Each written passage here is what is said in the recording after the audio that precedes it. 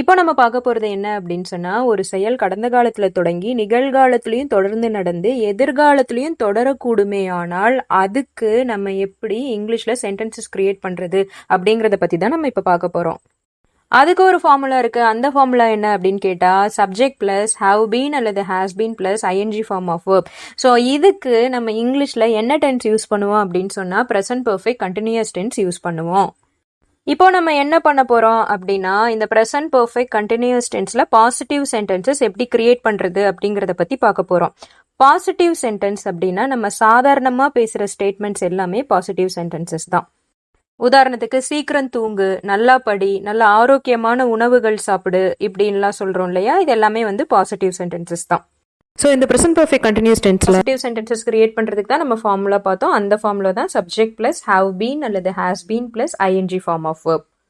இப்போ இந்த present perfect continuous டென்ஸ்ல நம்ம சென்டென்சஸ் கிரியேட் பண்றதுக்கு முன்னாடி உங்களுக்கு 3 விஷயங்கள் தெளிவா புரிஞ்சிருக்கணும். அது என்னென்ன அப்படின்னு கேட்டா, முதல்ல ப்ரொனவுன் அப்படின்னா என்னன்னு தெரிஞ்சிருக்கணும், அடுத்து சப்ஜெக்ட் அப்படின்னா என்னன்னு தெரிஞ்சிருக்கணும், அடுத்து வேர்ப் அப்படின்னா என்னன்னு தெரிஞ்சிருக்கணும், குறிப்பா ஐஎன்ஜி ஃபார்ம் ஆஃப் வேர்ப் அப்படின்னா என்னன்னு தெரிஞ்சிருக்கணும். அப்போ ப்ரனவுன் அப்படின்னா என்ன? ப்ரனவுன் அப்படிங்கிறத தமிழ்ல நம்ம பிரதி பெயர் சொல் அப்படின்னு சொல்லுவோம். இதை நம்ம 3ஆ பிரிக்கலாம். First person, second person, third person 3ஆ பிரிக்கலாம். இதைத்தான் நம்ம தமிழ்ல என்னன்னு படிச்சிருப்போம்னா, தன்மை, முன்னிலை, படர்க்கை அப்படின்னு சொல்லி படிச்சிருப்போம். தன்மை அப்படிங்கிறது தன்னையும் தன்னை சார்ந்தவர்களையும் குறிப்பது நான், நாங்கள்.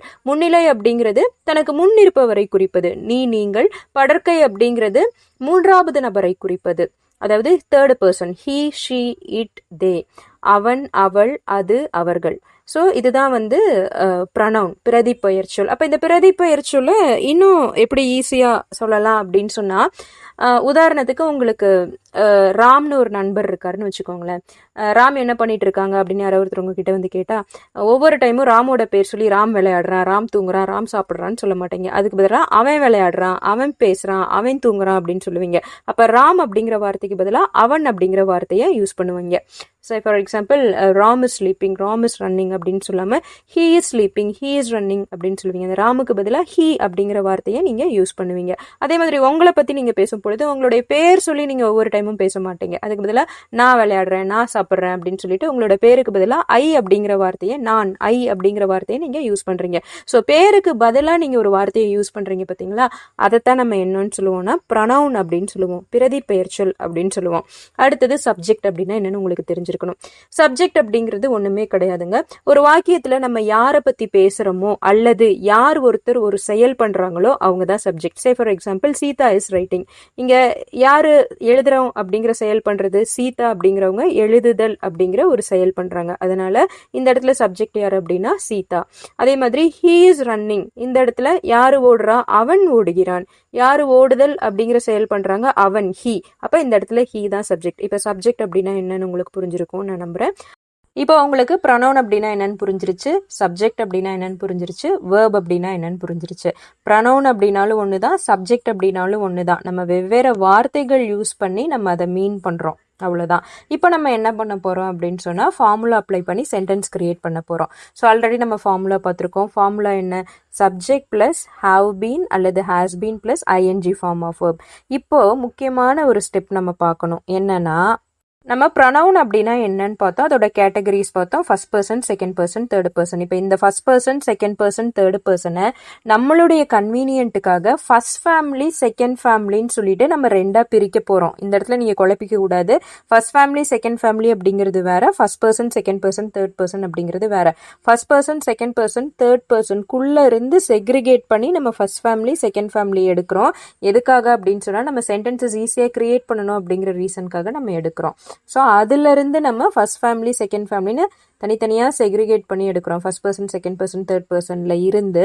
ஸோ அப்போ ஃபர்ஸ்ட் ஃபேமிலியில என்னென்ன வரும் அப்படின்னு சொன்னா, ஐ, யூ, வி, தே அப்படிங்கிற வார்த்தைகள் வந்துடும். செகண்ட் ஃபேமிலியில ஹீ, ஷி, இட் அப்படிங்கிற வார்த்தைகள் வந்துடும்.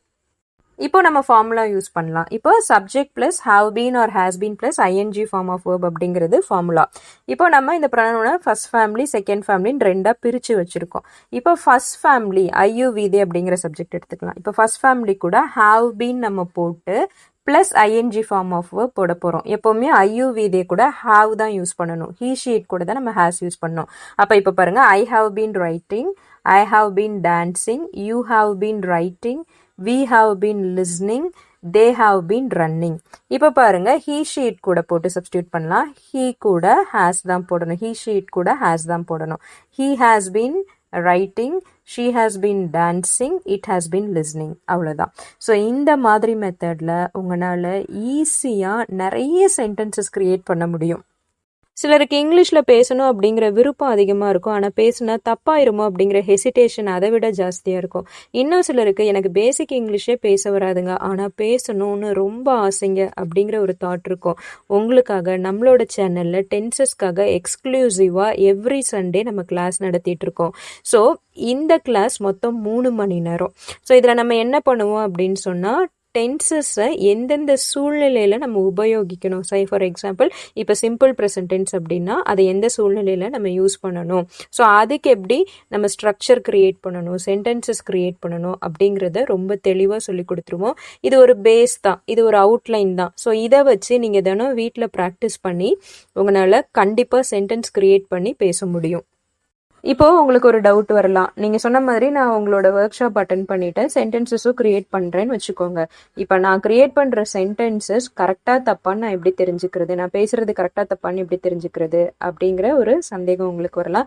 ஸோ நீங்க என்ன பண்ணிக்கலாம் அப்படின்னு சொன்னா கொடுத்துருக்க வாட்ஸ்அப் நம்பரை காண்டாக்ட் பண்ணி நீங்க உங்களோட ஸ்லாட் புக் பண்ணிக்கலாம். அதாவது நீங்க இந்த ஒர்க் ஷாப் அட்டென்ட் பண்ணதுல இருந்து அடுத்த 1.5 மாசத்துக்கு வாரத்துல ஒரு நாள் நீங்க காண்டாக்ட் பண்ணி நீங்கள் என் கூட கன்வர்ஸ் பண்ணலாம். ஸோ நீங்கள் பேசுகிற சென்டென்சஸ் கரெக்டாக தப்பா அப்படின்னு சொல்லிட்டு நான் உங்களுக்கு அடுத்த 1.5 மாதத்துக்கு கண்டிப்பாக கரெக்ட் பண்ணி கொடுக்குறேன். அதுக்கப்புறம் நீங்கள் பேச பேச உங்களுக்கே அது பழகிரும். இந்த ஒர்க் ஷாப் அட்டென்ட் பண்ணுறதுக்கான ஃபீஸ் பேமெண்ட் 300 ரூபாய். ஸோ இந்த கிளாஸ் வேணும் அப்படின்னு சொன்னால் நீங்கள் ரெஜிஸ்டர் பண்ணிக்கலாம். Thank you every one.